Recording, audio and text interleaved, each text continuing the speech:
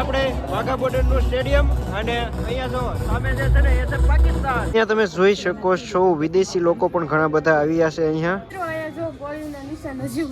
મિત્રો જો આ એ જ કૂવો છે જ્યાં લોકો પોતાનો જીવ બચાવવા માટે આ કૂવામાં પડી ગયા હતા.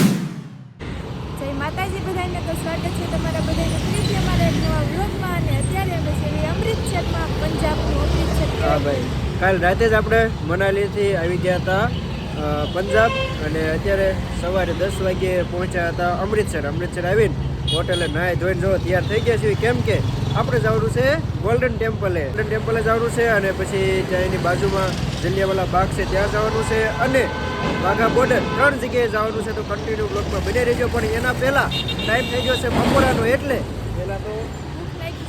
પહેલાં તો પેટ પૂજા કરવાની છે. તો ચાલો પેટ પૂજા કરવી. મિત્રો ક્યારના અમે ખાવા પીવાનું ગોતી રહ્યા છીએ, પણ તમને કહેવાય ને કે આપણી મેનુ ક્યાંય ન મળે. એટલે જો હવે કંઈક શું આપણે અહીંયા ટેસ્ટ કરવા ઉભા રહ્યા છીએ. લીંબુ દાળ જો ભાઈ બનાવી રહ્યા છે લીંબુ દાળ. તો ગાઈઝ પ્લાનમાં થોડોક ચેન્જ થયો છે. અત્યારે અમે પહોંચી ગયા છીએ વાઘા બોર્ડર.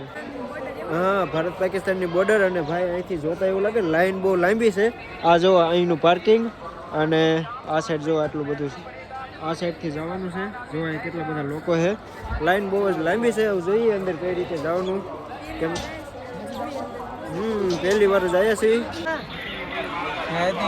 મિત્રો અંદર જવા માટે આપણે લાઈનમાં ઊભા રહી ગયા છીએ. જો ભાઈ આ છે લાઈન, આ પાછળની સાઈડ અને આ બાજુની સાઈડ. જો તો આટલા લોકો છે. ચાલો ડાયરેક્ટ અંદર જઈને મળીએ. સ્ટેડિયમની અંદર આવી ગયા છીએ અને હમણાં થોડી જ વારમાં અહીંયા જો પરેડ ને એવું બધું થશે. અત્યારે ડાન્સ ને એવું હાલે છે. આ સ્ટેડિયમમાં અવાજ બહુ જ આવે છે, એટલે કદાચ મારો અવાજ નહીં આવતો હોય એવી મજા આવે છે ભાઈ. અને ચાલો હું તમને એક પાકિસ્તાન દેખાડ દઉં અહીંથી.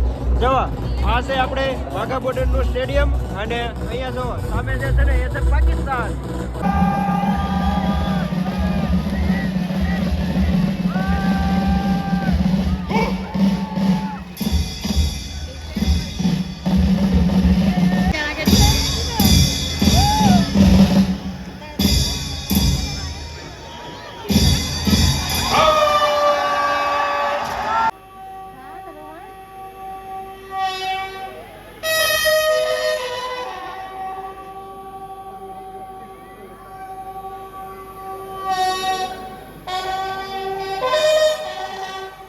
પરેડ ને એવું પૂરું થઈ ગયું છે અને હવે બહાર આવી ગયા છીએ અહીંયા એક પ્લેન જોવા માટે.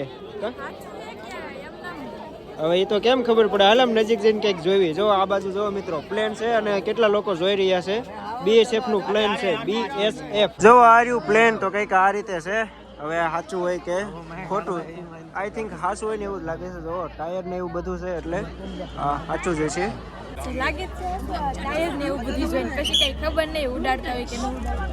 અહીંયા જો કંઈક આ રીતે છે. બોર્ડર સિક્યુરિટી ફોર્સ, BSF મતલબ કે બોર્ડર સિક્યુરિટી ફોર્સ. જો અહીંયા લખેલું છે બોર્ડર સિક્યુરિટી ફોર્સ. આ એમનું પ્લેન છે. મિત્રો આમને જોવો તમે. ભારત માતા કી જય.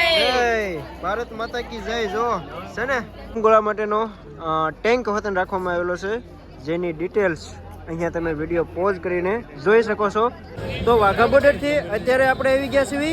ક્યાં આવી ગયા છીએ? ગોલ્ડન ટેમ્પલ જોવા. હા, અમૃતસર આવી ગયા છીએ ગોલ્ડન ટેમ્પલ જોવા માટે.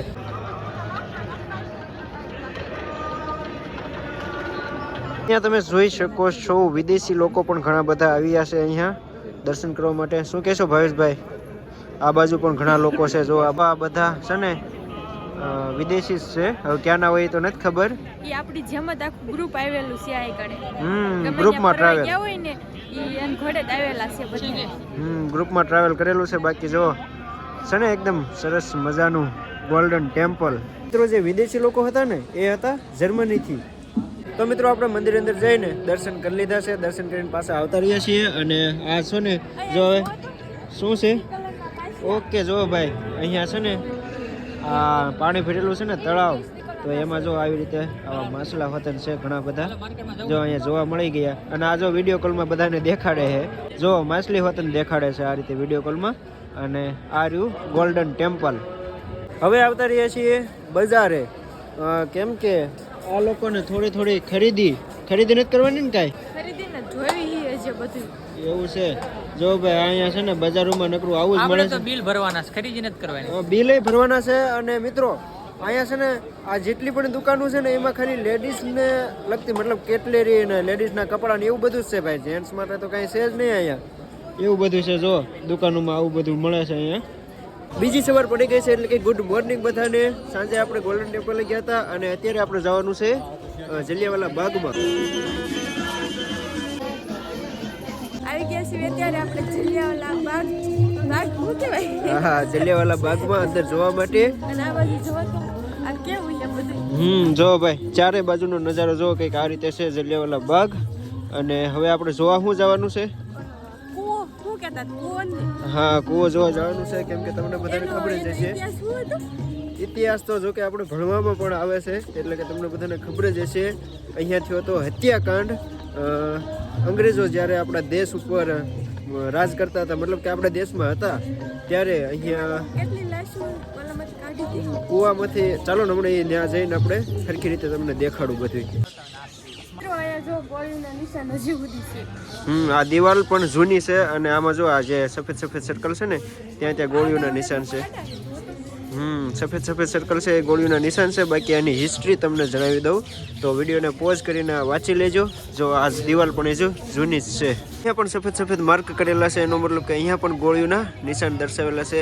એ વખતે જે પણ ગોળીઓ આવી હતી આ દિવાલ ઉપર લાગી હતી એના નિશાન જોઈ શકો છો. આ રીતે અહીંયા દર્શાવેલા છે. મિત્રો જો આ એ જ કૂવો છે જ્યાં લોકો પોતાનો જીવ બચાવવા માટે આ કૂવામાં પડી ગયા હતા. ચાલો તમને અંદરથી દેખાડું. જો દેખાય તો અહીંયા કાચ છે અને ભાઈ જો આ રીતે દેખાય છે. તો આ એ જ કૂવો છે જેમાં લોકો પોતાનો જીવ બચાવવા માટે અંદર પડી ગયા હતા. અને ટોટલ આ કૂવામાંથી 120 ડેડ બોડી બહાર કાઢવામાં આવી હતી. તો મિત્રો આ હતો જલિયાવાલા બાગ જેમાં આપણે મેન વસ્તુ તમને દેખાડી દીધી છે. ગોળીઓના નિશાન અને પેલો જે કૂવો જેમાંથી 120 લાશ કાઢવામાં આવી હતી એ કૂવો.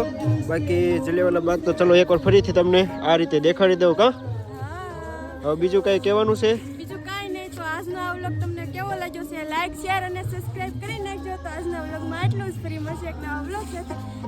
Bye bye. ચાલો તો કઈ વાંધો નહીં મિત્રો. આજનો વ્લોગ આપણે અહીંયા પૂરો કરીએ. આ વ્લોગમાં આપણે ગોલ્ડન ટેમ્પલ અને જલિયાવાલા બાગ અને વાઘા બોર્ડર પથ્થર લગભગ તો ત્રણેય આવી જશે. ચલો કઈ વાંધો નહીં.